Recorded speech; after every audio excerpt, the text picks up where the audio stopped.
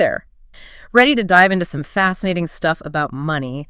We've got some listener-submitted sources on business funding and acquisitions. Oh, interesting. Yeah, we've got this masterclass from a guy named Derek Whitehead. Okay. And a video about zero-down acquisitions. Looks like a lot of good stuff. It sounds like y'all want to get a better grasp on how all these different financial strategies work. Yeah, it's a bit overwhelming at first, to be honest.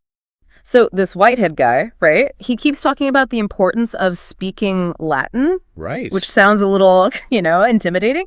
What exactly does he mean by that? It's kind of like a metaphor. Mm-hmm. It's his way of describing understanding the language of corporate finance.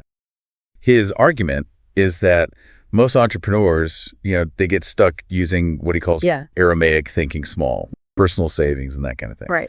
But he says to really access those big opportunities, you got to shift your thinking to a corporate level.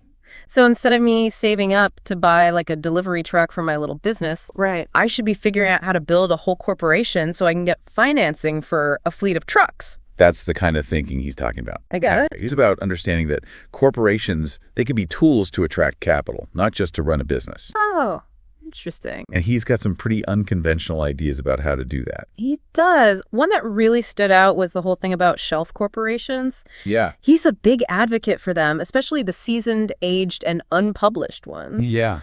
What's the advantage there? Like, why use a pre-existing company instead of just starting fresh? Well, he argues that banks, they're inherently wary of lending to brand new businesses. Mm-hmm. They see them as risky rookies with no track record. Right? That makes sense, I guess. But if you've got a seasoned corporation, even one you just acquired, you're instantly given that history, even if it's only on paper. Oh, I see. Like skipping the first few levels in a video game. I like that analogy. But what's the deal with the unpublished part? Why is that important? That's where it gets kind of interesting.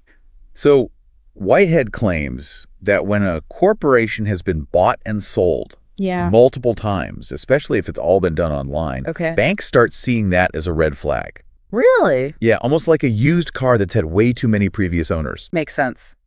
But that unpublished corporation, it has a clean slate, at least as far as the bank is concerned. So it's like finding a vintage car perfectly preserved in some garage, just waiting to be driven. Precisely. And he says that can give you a real edge